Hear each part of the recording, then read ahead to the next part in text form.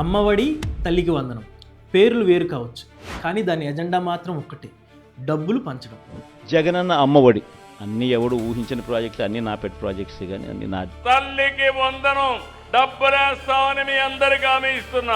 గత ప్రభుత్వం సంవత్సరానికి 6,500 కోట్ల రూపాయలు చొప్పున 4 విడతల్లో మొత్తంగా 26,068 కోట్ల రూపాయలు తల్లుల అకౌంట్లో జమ చేసింది. ప్రస్తుత ప్రభుత్వం ఆ పథకాన్ని ఆపితే నెక్స్ట్ ఎలక్షన్లో సీట్లు రావేమో అనే భయంతో తల్లికి వందనంగా మార్చి మొదటి విడతలో 9,402 కోట్లను, రెండో విడతలో భాగంగా ఈ రోజు 10,120 కోట్లను తల్లుల అకౌంట్లో జమ చేసింది.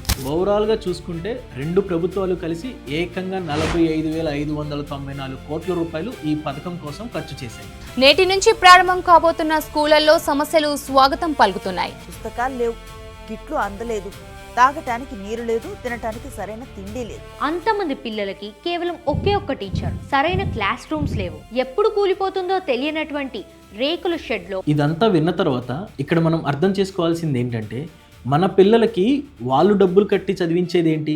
అసలు బేసిక్ నీడ్స్ అయిన విద్యని వాళ్ళు ఇన్ఫ్రాస్ట్రక్చర్ డెవలప్మెంట్లో కదా మనకు అందించాల్సింది. అదే 45,000 కోట్లు ఉంటే కొత్తగా ఇంకొక 10,000 స్కూల్స్ని మన రాష్ట్రంలో మోడర్న్ టెక్నాలజీతో బిల్డ్ చేయొచ్చు. లేదా ఆల్రెడీ ఉన్న 40,000 స్కూల్స్ని ఒక్కొక్క స్కూల్కి ₹1,00,00,000 కేటాయించి ఇన్ఫ్రాస్ట్రక్చర్తో పాటు టీచర్ స్కేర్సిటీని కూడా తగ్గించవచ్చు. ఈ రోజు ఇచ్చే ₹13,000 ఎంతకాలం వస్తాయో నాకైతే తెలియదు, కానీ డెవలప్ చేసిన స్కూల్ ఇన్ఫ్రాస్ట్రక్చర్స్ కానీ స్కూల్ టీచర్స్ యొక్క స్కార్సిటీని కానీ తీర్చగలిగితే తరతరాలు చదువుకోగలవనేది నా ఆలోచన.